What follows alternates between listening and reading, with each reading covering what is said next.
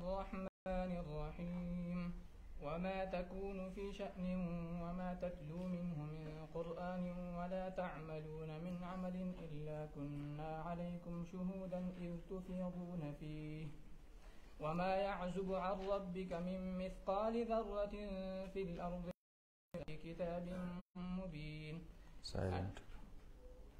ألا إن الحياة الدنيا وفي الآخرة لا تبديل لكلمات الله ذلك هو الفوز العظيم صدق الله العظيم. أعوذ بالله من الشيطان الرجيم. بسم الله الرحمن الرحيم. وما تكون في شأن وما تتلو منه من قرآن ولا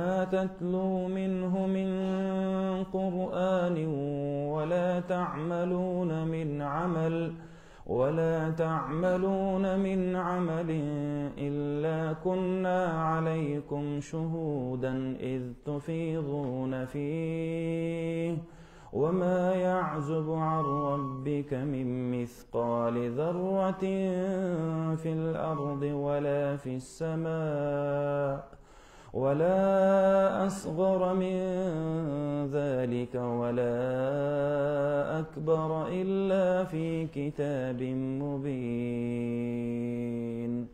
صدق الله مولانا العظيم.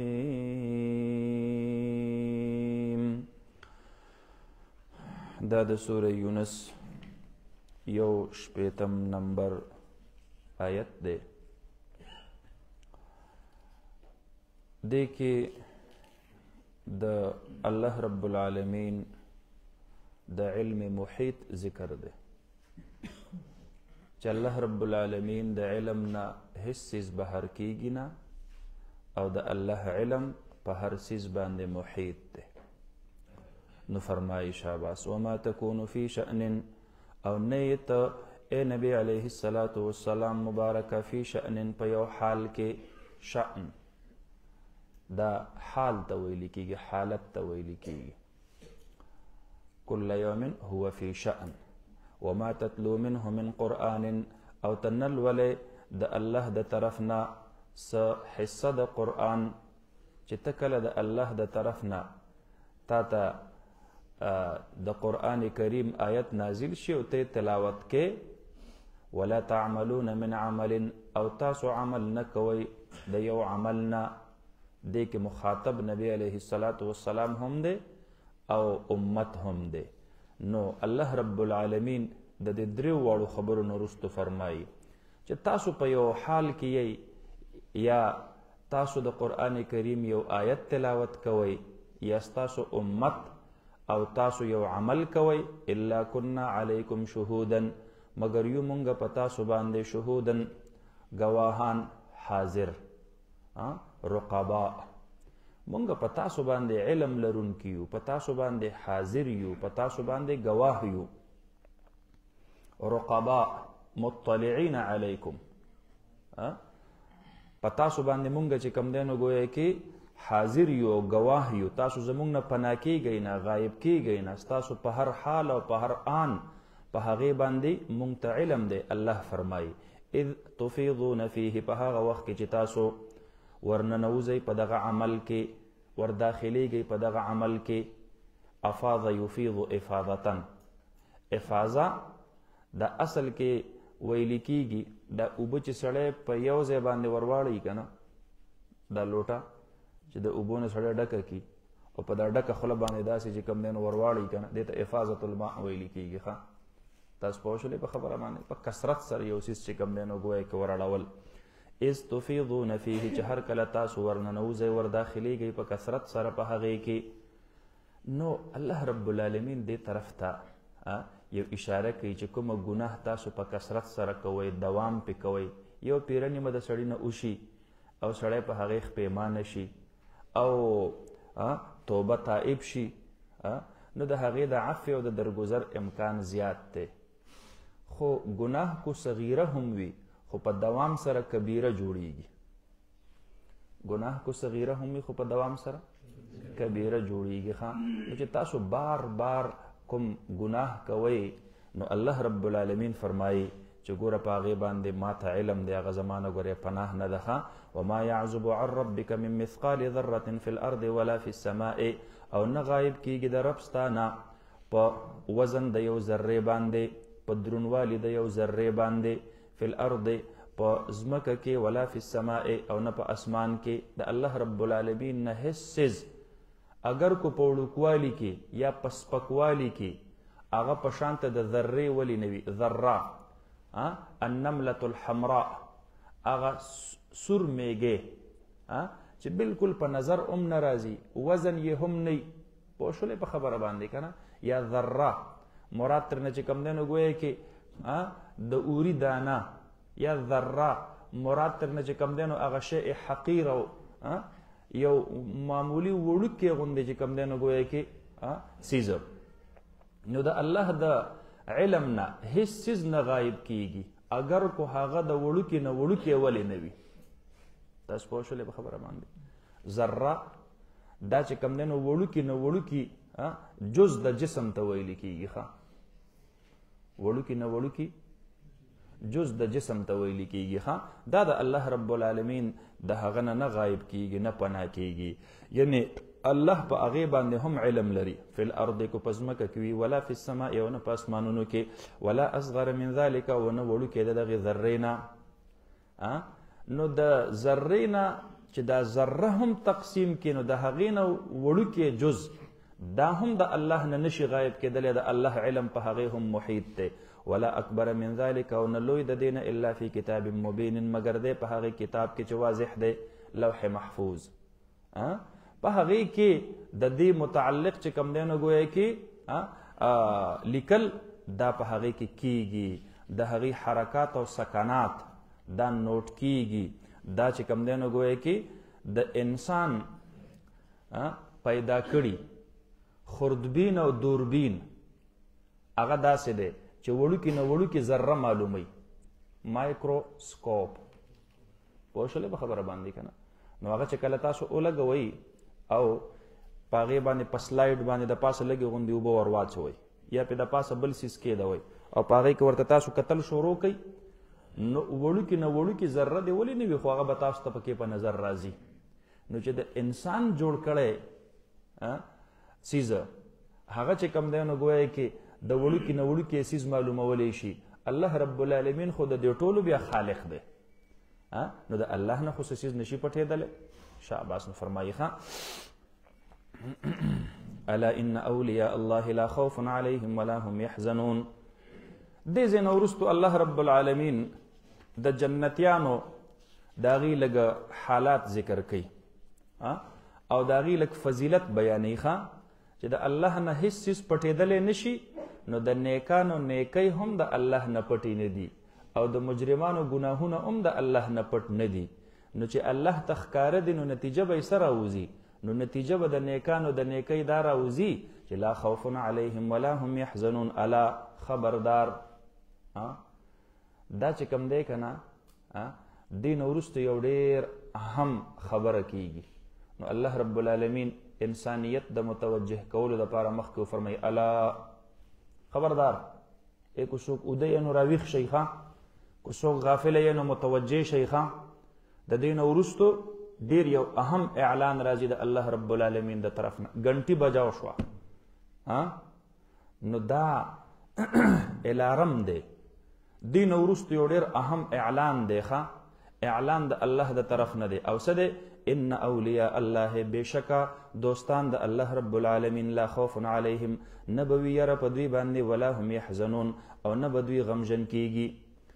د الله رب العالمین په دوستانو باندې به نه یره وي او نه به په دوی باندې غم وي. دلته په دې آیت کریمه کې یو څو خبرې قابل غور دي. یو دا چې د الله په دوستانو باندې به یره هم نه وي او غم به پې هم نه وي. دویمه خبره ده چې د الله دوستان دي څوکو، د هغې علامات څه دي. او دریمه خبره ده چې لهم البشرى الذين آمنوا وكانوا يتقون، لهم البشرى في الحياة الدنيا وفي الآخرة. دا د دوی د پاره چې کم دی نو بشارت ته چې دا کوم راغلی دی د الله د دې دوستانو لپاره دا څه شی دی. نو وړاندې خبره به تاسو دا وکئ. ګورئ ولی دا په معنا د قریب سره راځي، نږدې. اوس قرب دا کله کله چې کم دی نو ګویا کې په رشته کې وي ښه. نو د دې وجې نه موږ وایو هلکه د فلانکي اولیاء چېرته دي، دا یو ولی دی ښه، ولی وارث. تاسو پوه شولې په خبره باندې که نه؟ نو اولیاء چې کم دی نو دا محارم دي، ولی اقرب او ولی ابعد. تاسو پوه شولې په خبره باندې که نه؟ موږ وایو که نه چې اقرب چې کم دی نو ګویا کې دا حاجب وي د ابعد دپاره، میراث کې موږ وایو که نه؟ نو دغلته قرب په نسبت سره د رشتې دی، د وینې دی. نو ولی ته ولی د دې وجې نه ویلی کېږي چې دا د سړي سره ډېر نږدې وي د رشتې په اعتبار سره، ولی اقرب او ولی ابعد. ولی چې کم دی نو ګویا کې هغې قریب ته هم ویلی کېږي کم چې د دوستۍ په اعتبار سره وي. نږدې دوست ته څه ویلی کېږي؟ هغه ته ولی ویلی کېږي. تاسو پوه شولې په خبره باندې؟ اولیاء نږدې دوستانو ته ویلی کېږي. ولی په معنا د محافظ سره هم راځي. ما لکم من الله من ولی ولا نصیر. د الله د عذاب نه تاسو د پاره به څوک حفاظت کوونکي او بچاو کوونکي بیا پیدا نشي ښه. ما لهم من الله من وال.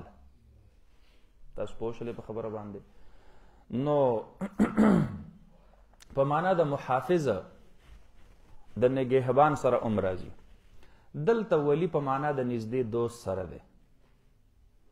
نو ان اولیاء الله د الله نږدې دوستان.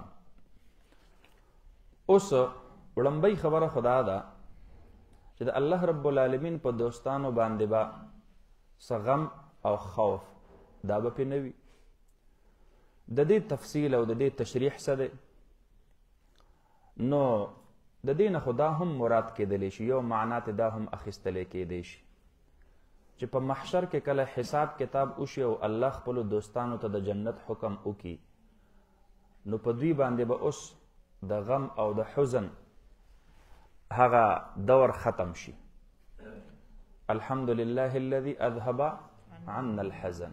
بس لا خوف عليهم ولا هم يحزنون. د دې نه مراد دقه کیفیت دی چې کله الله رب العالمین ورته وفرمایي ځئ جنت ته، نو د دغې نه وروسته به د الله په دوستانو باندې څه خوف او څه حزن دا به نه وي. او د جنت هغه دایمي او هغه لازوال نعمتونه به وي. دې باندې یو اشکال راځي چې دا خو به د ټولو جنتیانو خاصه وي. دې کې خو د الله د دوستانو څه امتیازي شان دا خو پکې رانغی. هر جنتي چې جنت ته لاړ شي نو په هغه باندې به په جنت کې څه ټینشن او څه خوف او څه حزن دا به پې نه وي. نو بیا الا ان اولیاء الله په ځای باندې خو الا ان اهل الجنة لا خوف عليهم ولا هم يحزنون ویل پکارون. د الله د نږدې دوستانو خو څه خاصیت او څه امتیاز دا خو پاتې نه شو. نو ډیرو مفسرینو ویلي دي چې دې نه مراد عام احوال دي د دنیا او د آخرت د دواړو، چې د الله په خاصو دوستانو باندې به په دنیا کې هم څه خوف او حزن نه وي او په جنت کې به هم په دې باندې څه خوف او حزن نه وي. او د عام جنتیان چې کوم دي په دې کې به بعضې داسې خلک وي چې د دنیا خوف او حزن به پې تېرېږي او د آخرت هغه به پې نه وي. دلته بیا اشکال لازي چې ولې په اولیاء باندې هم په هغې باندې خو خوف او حزن وي، د الله یره په هغې نه وي. انما یخشى الله من عباده العلماء. نو دلته خو خشیت راغلی دی، یره راغلی ده.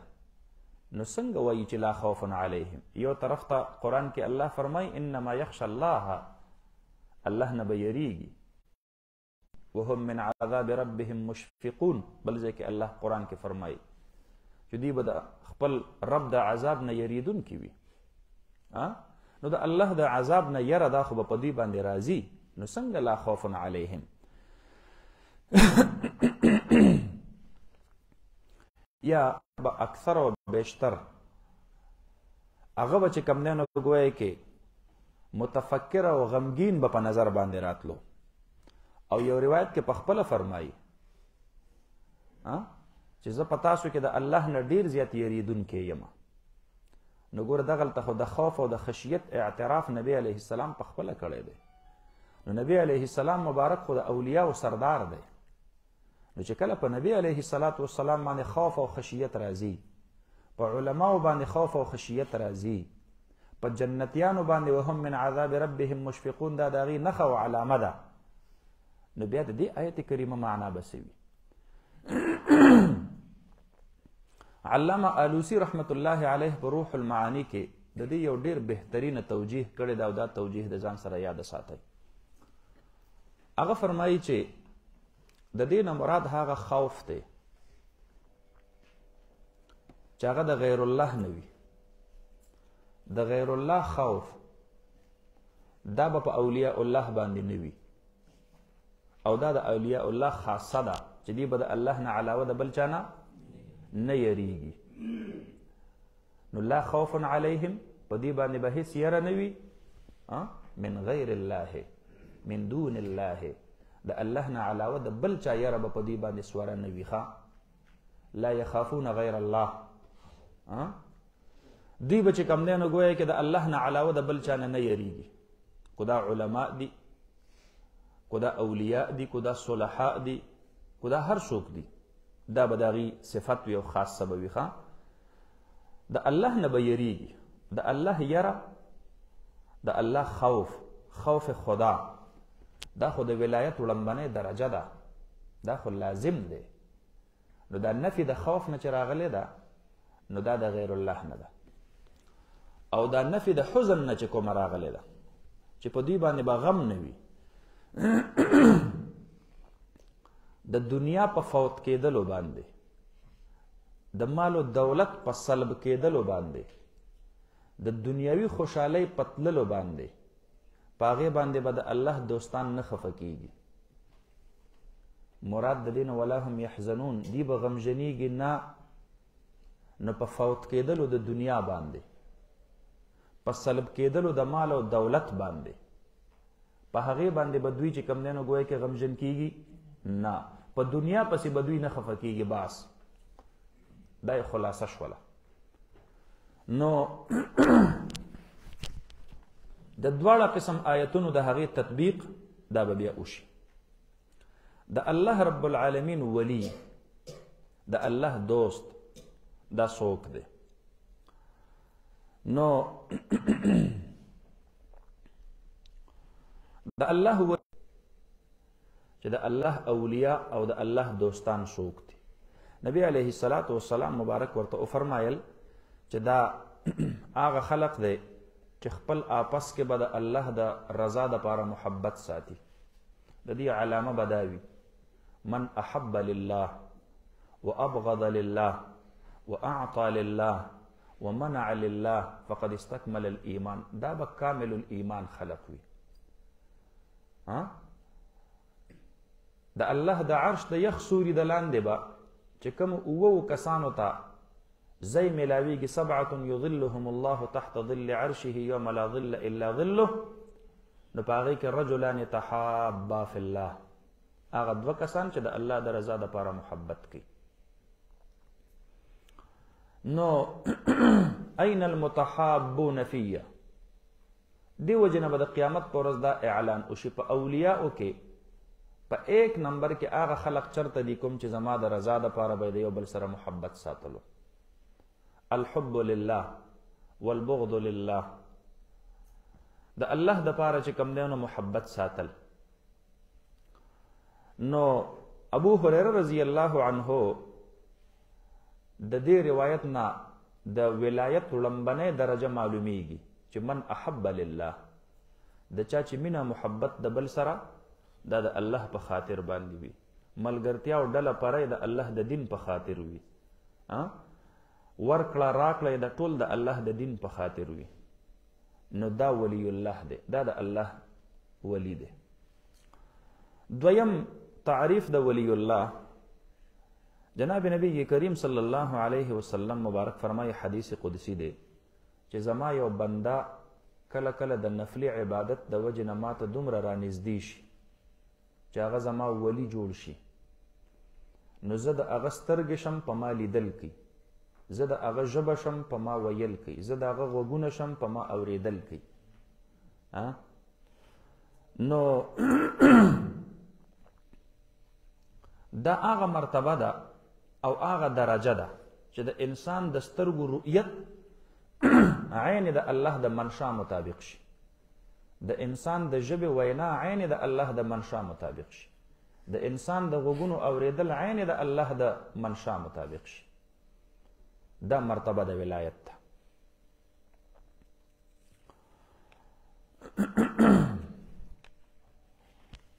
د ولایت د مرتبه د پاره تفسیر مظهری کې حضرت قاضی ثناء الله پانی پتی رحمت الله علیه فرمایلی دي چې د جناب نبی کریم صلی الله علیه وسلم د صحبت مبارکه نه صحابه کرامو ته چې کوم فیض حاصل شوی، چونکه امت کې باقی خلقو ته هغه فیض نشي حاصلېدلی، خو بیا هم د صلحاو سره او د علماو سره صحبت کول او د هغې سره تعلق ساتل دا وړمبنۍ مرتبه د ولایت دپاره ده، وړمبنۍ درجه. دویمه پوړی د ولایت د اتباع سنت د نبی علیه الصلاة والسلام مبارک د سنتو اتباع ده. او دریم د ذکر الله کثرت ده چې د الله ذکر سړی کوي. نو دا د ولایت درې شرطونه شو. نمبر 1 د اهل الله، د علماو، د نیکانو، د صالحانو صحبت اختیارول. د دې وجې نه زمونږ دا بزرګان دوی مونږ ته د بیعت او د ارشاد یو طریقه راښایي چې تاسو د یو متبع سنت مرشد سره او پیر سره او نیک انسان سره خپل تعلق ساتئ، چې د هغه د کړو وړو نه، د هغه د ناستې پاستې نه تاسو د سنت زندگی زده کړئ. عملا ستاسو چې کوم دی نو په دې کې مشق دا وشي. او بیا دویم نمبر په خپله باندې هم اتباع سنت په هر قول کې، په هر عمل کې، په هر میدان کې، یوازې په عباداتو کې نه، په معاشرت کې، په معیشت کې، په تجارت کې، په حکومت کې، په اخلاقیاتو کې، په ټولو کې اتباع سنت.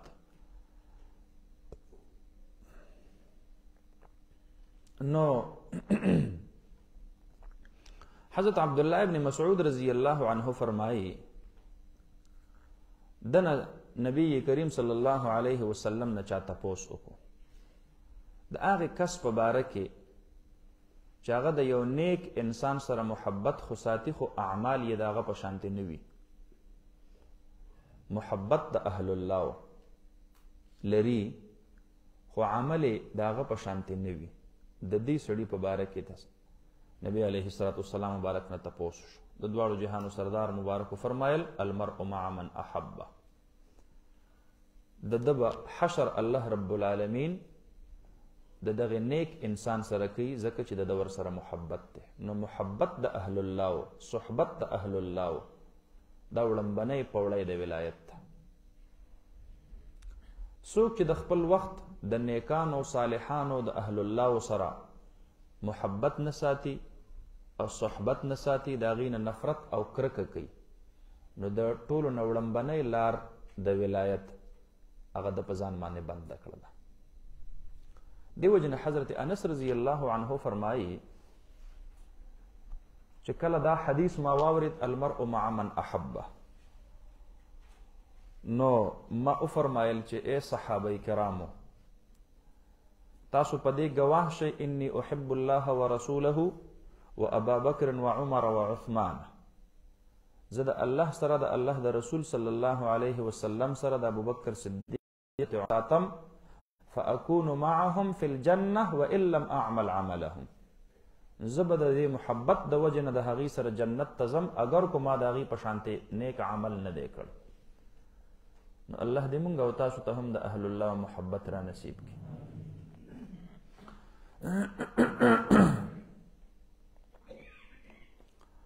حضرت رزین رضی الله عنه فرمایي چې نبی کریم صلی الله علیه وسلم ما ته فرمایل چې تا ته د دین یو ډیره آسان لار خیمه چې د دنیا او د آخرت ته دواړو کامیابی درته نصیب شي، او هغه دا چې د اهل ذکر صحبت او محبت دا مه پرېږدوه. کوم چې اهل علم دي نو د هغې سره محبت او د هغې سره صحبت دا مضبوطیا سره ونیسه. نو یو پوړی د ولایت دا د اهل الله و محبت دی او د اهل الله و صحبت دی. دویم پوړی دا اتباع سنت دی. ولی به څوک وي چې دا متبع سنت وي، د هر یو کار د سنت مطابق وي. ځکه دی چې الله ته نږدې کیږي نو د نبی علیه الصلاة والسلام په اتباع سره به نږدې کیږي. قل ان کنتم تحبون الله فاتبعوني یحببکم الله. نو تاسو سره به الله محبت کوي، یعنی تاسو به د الله محبوبین جوړ شئ، اولیاء به جوړ شئ. نو په اتباع سنت سره انسان د الله محبوب او د الله ولی جوړیږي. نو کم پیر او مرشد چې هغه متبع سنت نه وي، تارک السنت وي، نو هغه د انسان د هدایت ذریعه نه جوړیږي. او چې بیا لا داسې پیر صاحب وي چې هغه تارک الفرض وي، تارک السنت خو لا پرېږده، تارک الفرض وي. نو چې ورته وایي مونځ وی میں مکہ مدینہ میں جا کے نماز پڑھتا ہوں، په منه ته خو دلته ناست دی، نو ته مکې مدینې ته کله تللی؟ نه وي زه په تخیل کې ځمه. انا لله و انا الیه راجعون. دا ته کومې لوړې مرتبې ته ورسېدلې؟ نبی علیه الصلاة والسلام مبارک به د مکې مکرمې نه بهر مونځ د خپلو صحابه کرامو سره با جماعت کو. نو دا ته چې کومې مرتبې ته رسېدلی چې په تخیل کې مکې مدینې منورې ته ځې او هلته مونځ کې، نو تا چېرته په تخیل کې ډوډۍ خوړلې ده چې تا سړی وږی کیني چې په تخیل کې به اوس ډوډۍ هم خورې، او تږی دې کیني چې په تخیل کې به اوس ته اوبه هم څکې، او 24 ګنټې دې سړی ویښ وساتي چې په تخیل کې به اوس ته اوده کېږې اومه، او د بیبي نه دې سړی لرې کړي چې په تخیل کې به اوس ته چې کوم دی نو د بیبي سره مباشرت هم کې. تاسو پوه شولې په خبره باندې؟ او کپړې د نه سړی لرې کړي چې په تخیل کې به اوس ته چې کوم دی نو په کپړو کې ملبوس یې. تاسو پوه شولې په خبره باندې که نه؟ داسې خلق دا بیا د هدایت په ځای باندې د ګمراهۍ ذریعه جوړیږي. تاسو پوه شولې په خبره باندې؟ د ټولو خلقو د ګمراهۍ ذریعه جوړیږي. بیا ضروری دا نه ده ولی دی هغه وي چې هغه د خپل کشف و کرامت اظهار وکړي، دا ضروری نه ده د ولایت لپاره. اتباع سنت دا ضروری ده. حضرت جنید بغدادي رحمت الله علیه نه خپلو مریدانو تپوس وکړو، حضرت جی تاسو خو مرتبه د ولایت ته رسېدلي یئ، خو مونږ خو چېرته ته ونه لیدلې چې ته په هوا کې والوتې. نو هغه ورته وی چې یو خو ستاسو دا دعوه چې زه مرتبې د ولایت ته رسېدلی یم دې سره زه اتفاق نه لرم. دویمه خبره دا ده چې تاسو وایئ چې ته په هوا کې وانه الوتلې، نو که په هوا کې الوتلو سره څوک ولي جوړېدلی بیا خو به دا مچان او دا ماشي ټول په ټوله حافظ صاحب دا اولیا دي. نو وی ته داسې د اوبو د پاس هم چې کوم دی نو بغیر د کشتۍ نه تیر نه وتلې. نو هغه ورته وی چې کو د ولایت دپاره دا شرط وي نو بیا خو دا چنځخانه او دا شمشتۍ دا ټول په ټوله بیا مرتبې د ولایت ته رسېدلي دي. تاسو پوه شولې په خبره باندې؟ دا غلط تصور دی. او بیا حضرت جنید بغدادي رحمت الله علیه دا ډېر لوی ولی الله تیر شوی دی. ډېر تعجب خبره چې د توبه الله رب العالمین په کوم کیفیت کې قبوله کړې ده. سبحان الله. د شاهي پهلوانو ښه دا زمونږ د دې حسین علي په شانتې دا کراټې یې کړې وي او دا خلق به یې اوچتول را خلاصول. نو بغداد کې د عراق شاهي چې کوم دی نو د پهلوانۍ مقابله وه. هغه مقابله کې د ټولې دنیا نه پهلوانان راغوښتل شوي او دی په صحت سره او په جسم سره دومره مضبوط و چې د ده مقابلې ته چا تن نه کېښودلو. خو بادشاهانو د هغې خپل دغه د وجې نه غیرت د وجې نه خپل پهلوانان چې کوم دی نو راوستي وو. ګیر چاپیره په زرهاو خلق ناست دی، د ملکونو سفیران دي، بادشاهان دي. میدان د مقابلې تیار شو، ګنټي بجاو شوه، جنید را ووتلو، په ډېر تکړه ځوانۍ کې دی، ډېر مضبوط صحت او توانا جسم دی او د طاقت او د قوت چرچې چاردانګ عالم کې مشهوري دي، انټرنیشنل پهلوان دی. آواز وشو د مقابلې څوک شته؟ هل من مبارز، مقابلې والی څوک شته دی؟ لوی لوی پهلوانانو سر ښکته کو، دی لیدلی نه و چې کله د ده تن وجود ته وکتل یاره په دې غر زمونږ سمې نه راځي. دویمه پیره بیا ګنټي بجاو شوه، بیا د مختلفو ملکونو والاو د خپلو پهلوانانو ته اشارې کولې چې میدان ته ور ودانګئ. دې درمیان کې یو ډېر ټپ ټیپ نحیف او لاغیر سړی د میدان ته را ودانګل. نو چې کله د میدان ته را ودانګل نو د خلقو پسې اوازونه شروع کړل، یا لکه په موټي کې به درنه ساه وباسي، ته د ده د مقابلې یې، دا ته څه کې؟ سړی ډېر پر اطمینان او پر اعتماد را روان دی.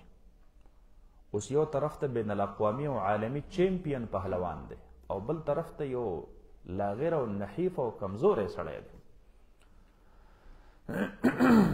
تاریخ بغداد لیکلی دی چې دی کله د جنید ته رانږدې شو او د مقابلې ګنټي بجاو شوله، نو دوی چې دا مټې ورچولې د یو بل سره، نو دې ټپ ټیپ سړي د دې جنید په غوږ کې یو خبره وکړله او خبرې کولو سره د جنید په جسم باندې رپرپی راغی او درس شو، لاندې رړتاو شو، دا ټپ ټیپ سړی پې د پاسه کېناست.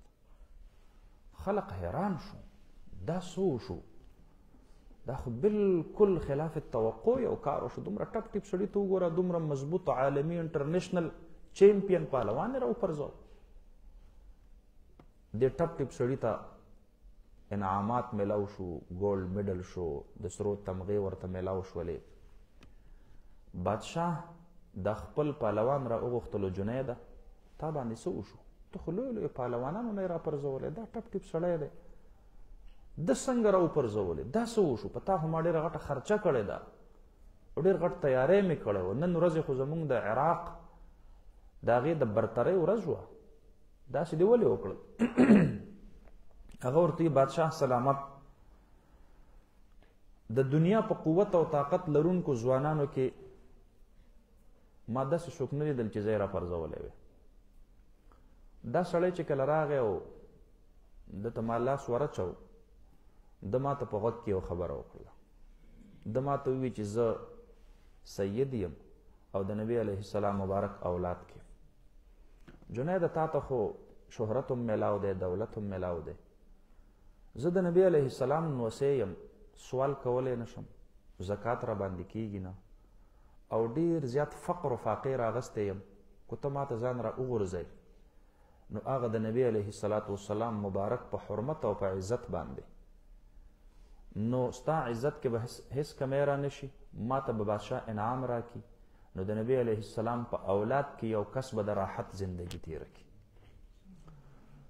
فرمایي وي چې د نبی علیه السلام مبارک دا نسبت مې واورېد، نو بیا زما د جسم ټوله توانایي ختمه شوله چې بس اوس دا هغه هستی ده چې د دې نسبت نه وروستو بس زما قوت او طاقت او پهلواني او ځواني دا چې کوم دی نو نشي ور وړاندې کېدلی، بس زه رړتاو شوم.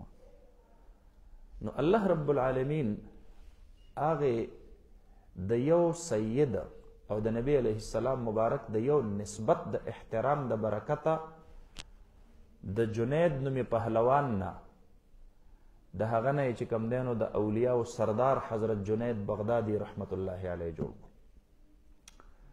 نو دنه د خپلو ملګرو تپوس وکړو چې حضرت جي نه په هوا کې الوزي نه په اوبو باندې د پاسه ځي، څه کشف او کرامت مستا ونه لیدلو. نو حضرت جنید رحمت الله علیه ورته فرمایي چې الاستقامت فوق الکرامه، فوق الکرامه، چې ګوره استقامت علی السنت، استقامت علی الشریعت دا د کرامت نه لوړه مرتبه ده. کرامت دا خو خلاف عادت چیز دی، دا خو د سحر په صورت کې هم او دا د نظربندۍ په صورت کې هم او دا چې کم دی نو د مختلفو صورتونو کې دا د انسان نه صادریږي. دا چرته د ولایت نښه نه ده. ګورئ ښه، نبی علیه الصلاة والسلام مبارک فرمایي کله کله به یو ډېر ببرسره سړی وي، په ظاهري شکل و جسامت باندې به دی تاسو ته ولی الله نه ښکارېږي، خو دا احلف بالله فابره، قسم یې کو وخوړ په الله باندې نو الله به په دې قسم کې چرته نه دروغجن کوي. الله ته به دومره محبوب او نږدې وي چې الله به خامخا د دا قسم رښتیا کوي. کو دی وایي چې زما د قسم نن به باران کیږي، الله به د قسم لاج ساتي نو وریځې به راولي هم په هغه ورځ باندې به باران ووري. نو دا چې کوم دی نو ګویا کې دا کوم پیران صاحبان چې دا نشي کوي او دا چلی تیری په ګنده جسم باندې مونځ نه کوي، دا په خپله ګمراه وي، دا به بل څه هدایت ته راکاږي. کار شیطان میں کونے نامش ولی، ولی اگر اینست لعنت بر ولی. ولی دې ته ویل کېږي دا ته د چا په لار رواني، دا ته د چا کار کې. صبح بر کف توبه بر لب دل پر از ذوق گناه معصیت را خند میں آید ز استغفار ما. صبح بر کف لاسو کې د تسبیح دی، توبه بر لب ژبه باندې استغفر الله استغفر الله استغفر الله وای، دل پر از ذوق گناه معصیت را خند میں آید ز استغفار ما. دی گناه لبم خندا ورځي زما د استغفار ما، چې دا استغفار ستا د ژبې نه چېرته زړه ته کوز نه شو. الله دې د زړه خشیت مونږ او تاسو ته نصیب فرمایي. د ظاهر نه زیات چې کوم دی نو په باطن باندې محنت او خواري پکار ده. نن سبا دا کمی ډېر زیات راغلی دی زمونږ سمیت د ټولو. ظاهر ښایسته وي، باطن کې دننه لکه ښکلې چغجۍ چې د بهر نه ښایسته ښکارېږي او ماته یې کې دننه یې وګورې وچه کړسه، هېڅ مغز پکې نه، هېڅ څه پکې نه. الله دې مونږ او تاسو ته د باطن ښایستوالی نصیب کړي. او دا یو دعا هم ده چې الله رب العالمین زما باطن زما د ظاهر نه ډېر ښایسته کا. د دې نه دا نه معلومیږي چې په ظاهر باندې ښایست اختیارول د سنتو مطابق دا ټیک نه دی. نه، ان الله جمیل یحب الجمال، الله ښایسته دی، ښایست الله خوښوي. د نبی علیه السلام مبارک په سنتو کې ډېر لوی ښایست پروت دی. صبغة الله ومن احسن من الله صبغه. خو باطن باندې ډېره زیاته محنت او خواري پکار ده. دا فرنګیان چې کله راغلي و دلته د خپل قبضه جمعوله نو د هغې دوه قسم طریقې وارداتو. یو یې دا پیران په خپل اعتماد کې اخیستي و، ځکه روغ روغ کلي به د دې په مریدۍ کې داخل و، نو چې یو پیر به یې واخیستو نو بس داسې شوه چې لکه ټوله علاقه یې واخیستله. نو په مذهبي دنیا کې به دوی پیران او دا ګدانشین زمونږ د طرف ته کم دي او د پنجاب او سند طرف ته ډېر زیات دي. دا لوی لوی ګدۍ چې دي دا شاه محمود قریشي او د قر نیکه د فرنګیانو خادم پاتې شوی. انګریزانو له به یې اسونه لمبول. د امداد الله مهاجر مکي رحمت الله علیه په مقابله کې د شاه محمود قریشي نیکه دا په ملتان کې چې د مجاهدینو په مورچه کې امداد الله مهاجر مکي رحمت الله علیه ولاړو نو د انګریز داغه په کوټۍ باندې داغه په محل باندې د نیکه پهره ورکوله. د دې وجه نه خو په خپله ګمراه دي، نور خلک ګمراه کوي. قبا پوشی کے پردے میں جو عیاشی کے پردے میں ایسو کو شیوخ و صوفیا کے حدو یہ مشکل ہے. دا سے هغوی به د خپل راج برقرار ساتلو دپاره یو به دا وډیره او نواب او خان او ملک او جاگیردار دا به د ځان سره ساتو. د میاشتې به یې چېرته یو 100 روپۍ ورله ورکولې او بیا ځمکې به ورپسې الاټ کولې، او دویم به دا لوی لوی ګدانشین دا به چې کوم دی نو د ځان سره ساتل. نو ولی الله چاته ویل کیږي؟ حضرت اسماء رضی الله عنها فرمایي نبی علیه الصلاۃ والسلام د ولی الله تعریف کو، الا ان اولیاء الله لا خوف علیهم ولا هم يحزنون. د الله ولی هغه کس ته اذا رؤوا ذکر الله، اولیاء هغه دي چې کله دوی ته څوک وګوري نو الله ورته رایاد شي. دا د الله ولی وي ښه، دا نه چې ورته وګوري نو کله به بانګیان جنګي، کله به سپي جنګي، او بعضې پکې دی سګرټ والی سرکار، سبحان الله، چې 10 سګرټه هغه په یو شیز کې راغونډ کړي او دا په یو ځای باندې سکي. اوس دا بلا به د خلکو اصلاح کوي چې ولی الله هغه دی چې انسان ورته وګوري او تا ته الله را یاد شي، تا له حیا درشي، تا ته چې کوم دی نو دا هغه په مخ کې نورانیت ښکاره شي، ستا اصلاح وشي تاکہ خوف آخرت پیدا شي. دا ولی اللہ دے. خدا یاد آئے جن کو دیکھ کر وہ نور کے پتلے، د نور آغا پتلے چاگی تا پا قتلو باندے تا سوک رایا دیگی؟ اللہ رایا دیگی. اذا رؤوا ذکر اللہ، خدا یاد آئے جن کو وہ نور کے جن کو دیکھ کر وہ نور کے پتلے، نبوت کے یہ وارث ہے یہی ہے ذل رحمانی، یہی ہے جن کے سونے کو فضیلت ہے عبادت پر، انہی کے اتقاء پہ ناز کرتا ہے مسلمانی، انہی کی شان سے زیبا نبوت کی وراثت ہے، انہی کے کام ہے دینی مراسم کی نگہبانی. نو چې کله اولیاء ولی الله دا د اهل علم او د صلحاو په زمره کې ته اینی دا د ولایت غټ دلیل دی. او چې کله د اهل باطل په مورچه کې ولاړ وي او په اهل حق باندې فایرینګ کوي نو پته ولګېدله چې د لار خطا کړې ده. تاسو پوه شولې په خبره باندې؟ انہی کے کام ہے دینی مراسم کی نگہبانی. د ده کار خدا نه و، د ده کار خدا و چې دی به د دینی مراسمو نگهبانی کوي. نو الله رب العالمین دې دا مونږ او تاسو ټولو ته نصیب فرمایي. نو بهر حال فرمایي الا ان اولیاء العالمین لا خوف علیهم، نه به وي یره په دوی باندې، ولا هم یحزنون، او نه به دوی غمژن کیدونکي وي. امام محمد صاحب رحمت الله علیه هغه یو شاگرد ته د وفات نه وروستو زیارت نصیب شو. نو تپوس یې ترې وکړو حضرت الله در سره څه معامله وکړه؟ نو امام محمد صاحب رحمت الله علیه ورته وفرمایل زه ډېر یریدم د الله نه، خو الله راته وفرمایل محمد مه یریږه، انی لم اجعل علمی و حلمی فیکم. ما چې خپل علم تا ته درکړی و د دین، او بیا د هغې د پاسه مې تا ته حلم درکړی، بردباری، برداشت، صبر او زغم، دا د علم سره تړلې خبره ده. الا وانا اريد ان اغفر لكم، نو ما د هغه وخت نه لا ستا د مغفرت او ستا د بخشش فیصله کړې وه، ولا ابالي، او ستا په ګناهونو باندې هېڅ پروا نه کوم. نو لا خوف علیهم ولا هم یحزنون. دا هغه خلق دی. نو فرمایي الذین آمنوا وکانوا یتقون،